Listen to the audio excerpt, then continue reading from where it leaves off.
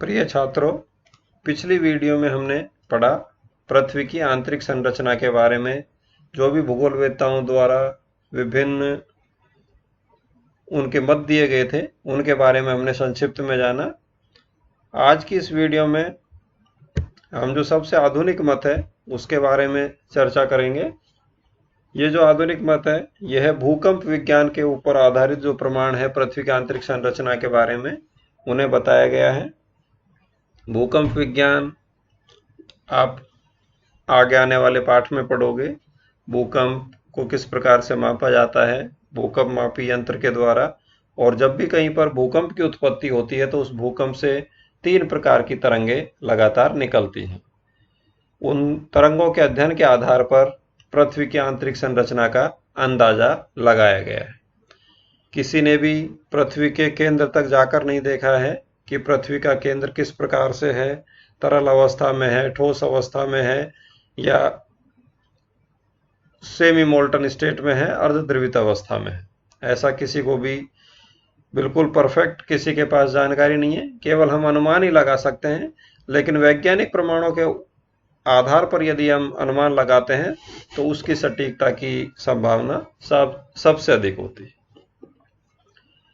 बच्चों, जब भी कहीं पर भूकंप आते हैं तो भूकंप की जो गणना होती है या भूकंप का जो अंदाजा होता है पता लगाया जाता है भूकंप मापी यंत्र की सहायता से। इस भूकंप मापी यंत्र के माध्यम से भूकंप से निकलने वाली सभी तरंगों का अध्ययन किया जाता है। उन तरंगों की गति और दिशा के बारे में अनुमान लगाया जाता है, पता लगाया जाता है। तो जब भी कोई भूकंप आता है उस भूकंप से 3 प्रकार की तरंगें निकलती हैं। प्राथमिक तरंगे अर्थात पी तरंगे, सेकेंडरी तरंगे अर्थात द्वितीयक तरंगे, और एल तरंगे अथवा धरातलीय तरंगे। तो ये तीनों तरंगों की जो विशेषताएं हैं वो देखिए। पी तरंगों की विशेषता पी अथवा प्राथमिक, पी फॉर प्राइमरी अथवा प्राथमिक तरंगे। तो ये तरंगे ठोस पदार्थ में तीव्र गति से चलती हैं, लेकिन द्रव में इनकी गति घटने लगती है। चलेगी तो द्रव में भी और ठोस में भी, लेकिन ठोस पदार्थ में इसकी गति अधिक होती है और तरल पदार्थ में इसकी गति कम हो जाती है तथा वक्र होकर चलने लगती है। जो सीधा रास्ता है वो सीधे रास्ते से ना चलकर वक्राकार रास्ते से ये चलने लगती है। दूसरी जो तरंगे हैं एस अर्थात सेकेंडरी अथवा द्वितीयक तरंगे, ये तरंगे तिरछी चलने के कारण धरातल पर सर्वाधिक विनाशकारी होती हैं तथा केवल ठोस पदार्थ से होकर चलती हैं। द्रव पदार्थों में ये तरंगे अनुपस्थित होती हैं। जैसे ही कोई द्रव परत आएगी ये तरंगे वहां पर गायब हो जाती है, लुप्त हो जाती है। और तीसरी तरंगे हैं एल तरंगे, एल अथवा धरातलीय तरंगे। ये तरंगे केवल ऊपरी धरातल तक सीमित रहती हैं तथा विनाशकारी होती हैं। तो इस प्रकार से इन तीनों तरंगों की विशेषताओं के आधार पर इन तीनों तरंगों का अध्ययन किया जाता है और उस अध्ययन के आधार पर भूगोलवेत्ताओं ने पृथ्वी को 3 परतों में विभाजित किया है। पहली परत जो भूगोलवेत्ताओं ने बताई वो है क्रस्ट, दूसरी मेंटल और तीसरी कोर। क्रस्ट अथवा भूपटल, मेंटल और तीसरी कोर अथवा क्रोड। तो ये 3 तरंगे भूगोलवेत्ताओं ने बताई हैं, क्रस्ट, मेंटल, कोर। पहली परत जो है क्रस्ट, इस क्रस्ट का देखिए ये पृथ्वी की सबसे बाहरी परत है जो महाद्वीपों के नीचे 50 किलोमीटर तक तथा महासागर के नीचे 5 किलोमीटर तक मोटी है। इस परत की मोटाई 30 किलोमीटर तथा औसत घनत्व 2.7 से 2.9 ग्राम प्रति घन सेंटीमीटर तक है। यह परत केवल ठोस अवस्था में पाई जाती है तथा अधिकांश भूकंप इसी परत में आते हैं। इस परत में पी तरंगों की गति 6.5 किलोमीटर प्रति सेकंड तक पाई जाती है तथा इसमें सिलिका, एल्यूमिनियम, बलुई पत्थर आदि प्रधान रूप से पाए जाते हैं। तो ये देखिए, इस चित्र के माध्यम से आप देखिए, जो सबसे ऊपरी परत है क्रस्ट, उसी का जो निचला भाग है उसे एस्थेनोस्फीयर का नाम दिया है। इसके बारे में हम जब भी प्लेट विवर्तनिक सिद्धांत में को पढ़ेंगे तब हम एस्थेनोस्फीयर के बारे में डिटेल में बताएंगे वहां पर। उसके बाद में आपकी मेंटल परत और फिर कोर। तो इस प्रकार से ये पृथ्वी की जो आंतरिक संरचना है उस आंतरिक संरचना का एक चित्र आपके सामने है।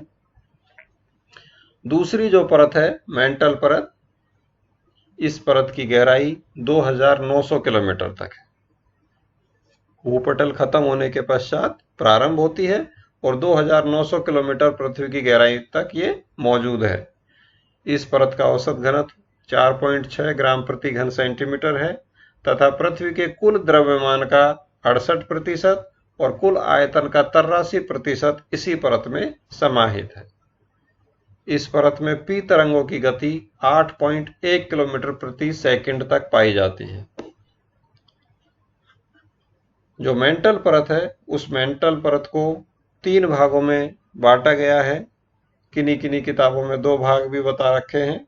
तो मेंटल परत की जो 3 भाग हैं वो 3 भाग आपका पहला है 30 किलोमीटर से 200 किलोमीटर तक का, दूसरा भाग 200 किलोमीटर से 700 किलोमीटर तक और तीसरा भाग 700 से 2900 किलोमीटर तक।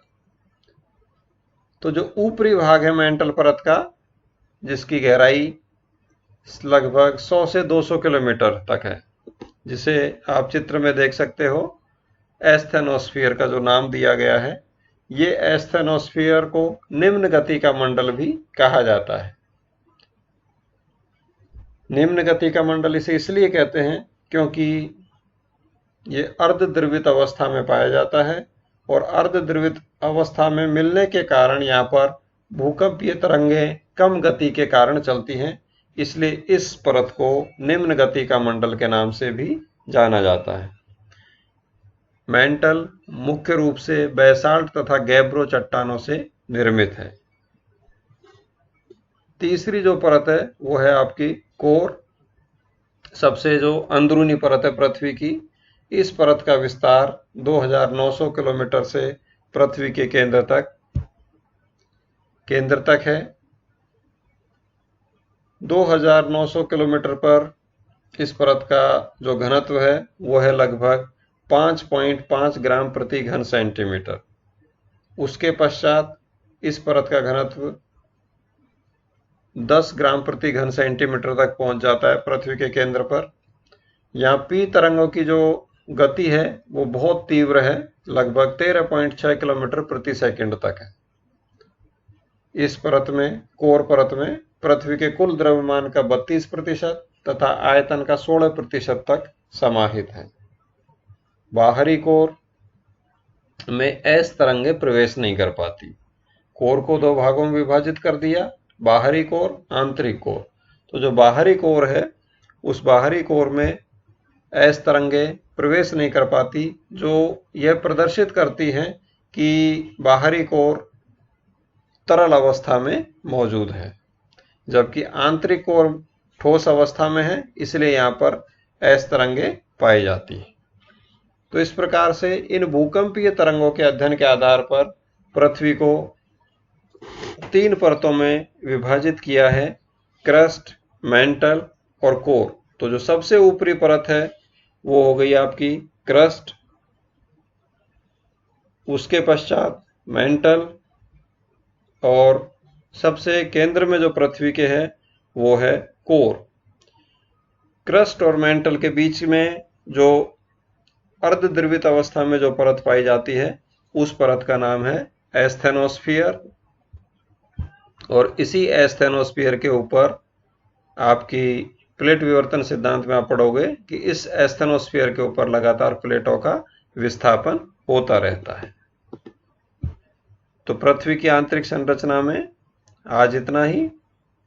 आगे की वीडियो में हम पढ़ेंगे प्लेट विवर्तन सिद्धांत के बारे में।